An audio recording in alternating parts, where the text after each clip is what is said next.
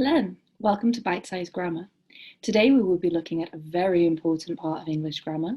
It's going to be something that you use every day, and it's something that's the base that all other English grammar is built upon. Not sure if you can guess what it is. Let's take a look at some sentences and we can see how we make it. So here we have the first of our sentences. The sun rises in the east. So rises, we have a verb, which means something that goes up, and we said in the east. So in the east, the sun rises in the east. It cannot rise in the west, it cannot rise in the north, it cannot rise in the south. It will only ever rise in the east. So here we have a fact and something that is always true. Now, other things that we can have that are facts: 2 plus 2 equals 4. That will never change. 5 times 5 is 25. Again, that will never change. So here we have an example, something that is a fact, something that is always true. Okay, now our second sentence.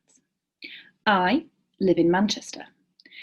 So again, we have another sentence which has got a subject, we have a verb, and then we have an object at the end of the sentence. So here we are talking about something that is a permanent situation. It's not temporary. I live in Manchester. I lived in Manchester yesterday. I live in Manchester tomorrow.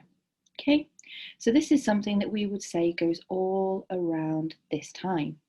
So it's a permanent situation. It could possibly change in future, but it's not temporary, so we say permanent. I live in Manchester. Other examples of permanent situations, I am from the UK. Another example we could have is I have 2 cats. Okay, so just more examples of permanent situations that we have there. Okay, now our next sentence we have is she walks to school every day. Again, we have a subject, we have a verb, and we have an object. Now this sentence is interesting because we also have every day. Okay, so she walks to school. We've got the same form that we had before, but this time we've got a nice key word that helps us with our sentence. So this tells us it's a habit or a routine.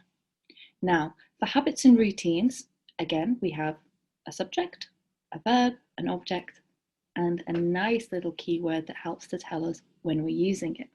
Some other examples of keywords that we can use in this grammatical tense, we have every, we have often, we have usually, we have never, which obviously is the opposite of always.